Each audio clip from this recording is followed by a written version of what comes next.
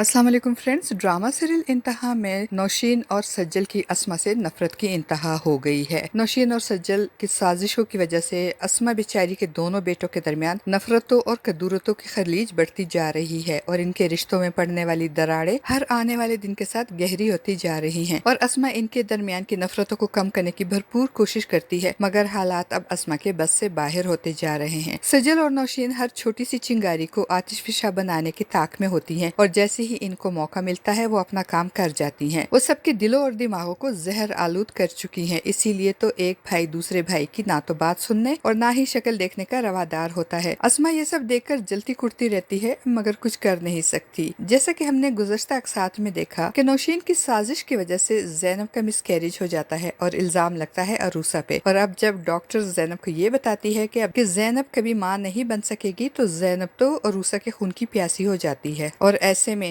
जब नौशीन जलती पे तेल डालते हुए ज़ैनब को अस्मा के खिलाफ भड़काते हुए कहती है कि ज़ैनब तुम तो माँ नहीं बन सकती, मगर नवीद तो बाप बन सकता है, और देख लेना बहुत जल्द अस्मा अपने बेटे नवीद की दूसरी शादी कर देगी। और ज़ैनब जो पहले ही माँ ना बनने की वजह से इनसिक्योर होती है, नौशीन की बातें सुनकर मजीद परेशान हो जाएगी और जब अपनी माँ से बात करती है तो वो भी ज़ैनब को समझाने के बजाय उसे उल्टी पट्टियाँ पढ़ाती है और कहती है ऐसे हालात में तुम्हें नवीद को अस्मा से दूर रखना चाहिए। वो ज़ैनब को अस्मा और नवीद के दरमियान दरार डालने का मशवरा देती है ताकि नवीद अस्मा की बातों में आकर दूसरी शादी ना कर ले। और फिर तो ज़ैनब नवीद को इसकी माँ के खिलाफ इतना भड़काती है कि अब नवीद अपनी माँ से सीधे मुंह बात भी नहीं करता और असद और अरूसा की तो वो शक्ल ही नहीं देखना चाहता। मगर अस्मा फिर भी हिम्मत नहीं हारती, कभी असद को तो कभी नवीद को समझाती ही रहती है। ड्रामे के आने वाले एपिसोड में हम देखेंगे कि अस्मा नवीद को समझाते हुए कहेगी कि बेटा असद तुम्हारा छोटा भाई है, उसे माफ करके गले लगा लो, छोटे भाई से मुकाबलाबाजी अच्छी बात नहीं। तो नवीद एकदम से कहेगा मम्मा आपसे किसने कहा कि मैं मुकाबला कर रहा हूँ, मेरा असद के साथ कोई मुकाबला नहीं, मैं तो असद के साथ जंग कर रहा हूँ और जंग में वही जीतता है जिसके पास इख्तियार होता है। नवीद की बातें सुनकर अस्मा मजीद परेशान हो जाएगी और उसे घर का बड़ा बेटा और सरबराह होने का एहसास दिलाकर दरगुजर करने को कहेगी। तो नवीद कहेगा बड़ा हूँ इसीलिए तो अब तक बर्दाश्त कर रहा हूँ, वरना कब का असद को घर से बाहर खड़ा कर देता। और फिर इन तमाम नफरतों और कदूरतों और टेंशनों के दरमियान अरूसा की बर्थडे भी आ जाएगी। असद अरूसा की बर्थडे सेलिब्रेट करना चाहेगा तो अस्मा उसे समझाते हुए कहेगी कि घर का माहौल बहुत कशीदा है, बहुत सारी टेंशनें चल रही हैं, अगर तुम अभी ये बर्थडे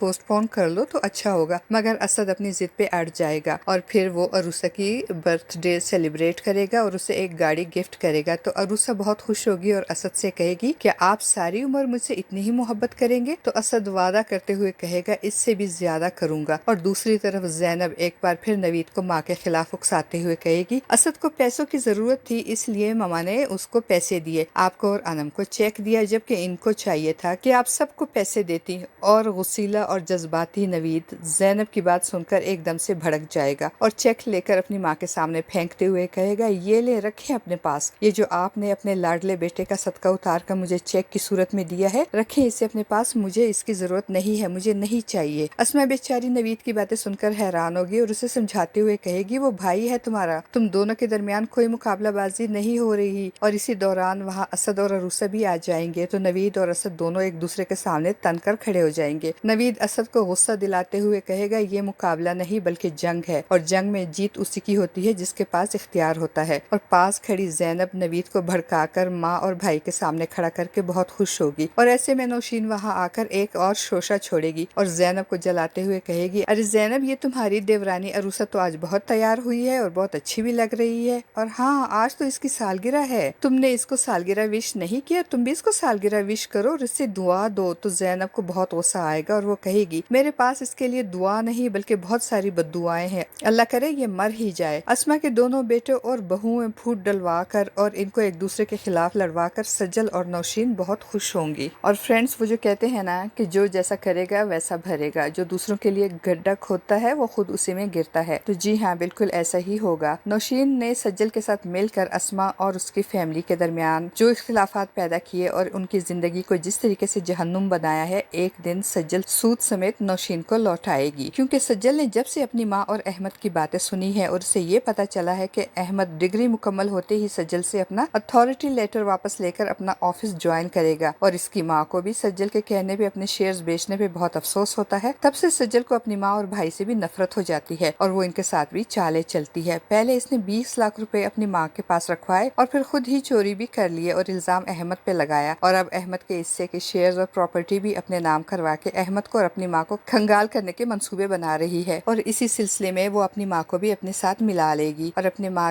کو ساتھ ملا کر احمد کے ساتھ فراڈ کرے گی، اور اس مینیجر عمیر کے ذریعے کاغذات تیار کروائے گی اور پھر اپنی ماں کو بتا دے گی کہ کاغذات تیار ہو گئے ہیں، آپ بس کسی طرح احمد سے ان پہ دستخط کروا لے۔ تو نوشین دل ہی دل میں احمد کی ناراضگی سے ڈرتے ہوئے سجل سے کہے گی، سجل اگر احمد کو پتہ چل گیا کہ میں احمد کے سارے شیئرز اور پراپرٹی تمہارے نام کروا رہی ہوں تو پتہ نہیں وہ کیا کرے گا، وہ تو پہلے ہی مجھ سے ناراض ہے۔ تو سجل جلدی سے کہے گی، ارے امی میں اس کی بڑی بہن ہوں، اس کا برا نہیں چاہ سکتی، اس کی پراپرٹی اور شیئرز میرے پاس امانت ہے، جب مناسب وقت آئے گا اور ہمیں لگے گا کہ احمد ذمہ داریاں اٹھانے کے قابل ہو گیا ہے تو میں اس کے شیئرز اور پراپرٹی اس کے نام کر دوں گی۔